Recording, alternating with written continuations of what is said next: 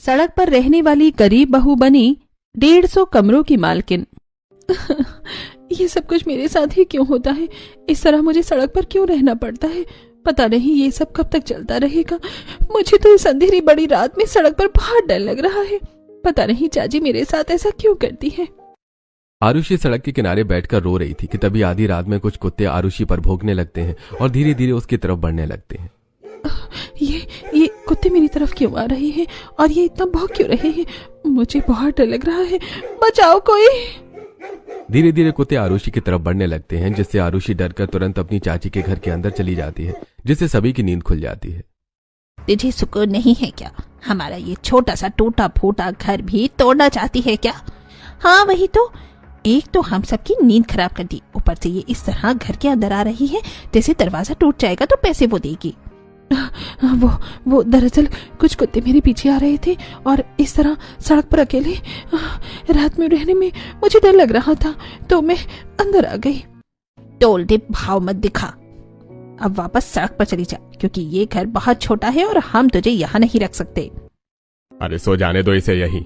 किसी एक के एक्स्ट्रा हो जाने पर जगह कम नहीं हो जाएगी, और फिर हम गरीब हैं, ये बात तो हमें एक्सेप्ट करनी ही पड़ेगी। इस तरह से सड़क पर थोड़े ना छोड़ सकते हैं। शीला राजेश की बात सुनकर मुंह बनाते हुए उसकी बात मान लेती है और फिर आरुषि डरते हुए सभी के साथ घर के अंदर सो जाती है। फिर अगली सुबह। क्या हुआ, अब तक खाना नहीं बनाया क्या? चाची वो चूल्हा नहीं जल रहा था, इस वजह से। तो थोड़ी मेहनत करके चूल्हा जला नहीं सकती क्या? रुक, तुझे तो मैं अभी बताती हूँ।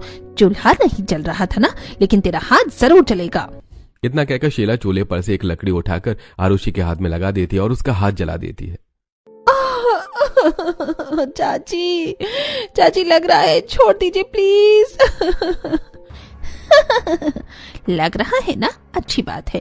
अब तुझे याद रहेगा चूल्हा टाइम से जलाना है और टाइम से नाश्ता बनाना है। कल तो तेरे चाचा ने तुझे बचा लिया था, आज कौन बचाएगा?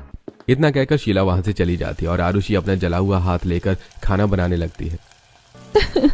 पता नहीं चाची मेरे साथ ऐसा क्यों करती है। मेरी तो कोई गलती भी नहीं थी। मेरी आधी जिंदगी तो सड़क पर ही बीत गई है। पता नहीं मेरा आगे क्या होगा।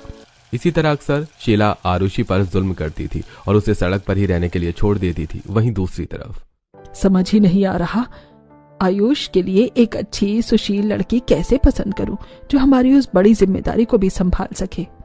हाँ सच में, अगर किसी भी लड़की को उस राज के बारे में पता चलता है तो वो आयुष से शादी नहीं करना चाहेगी, सिर्फ और सिर्फ लालच की वजह से। इन हालात में हम एक अच्छी लड़की कैसे ढूंढेंगे जिसे हम अपने घर की बहू बना सके? तभी वहां चक्रवर्ती देवी आती हैं।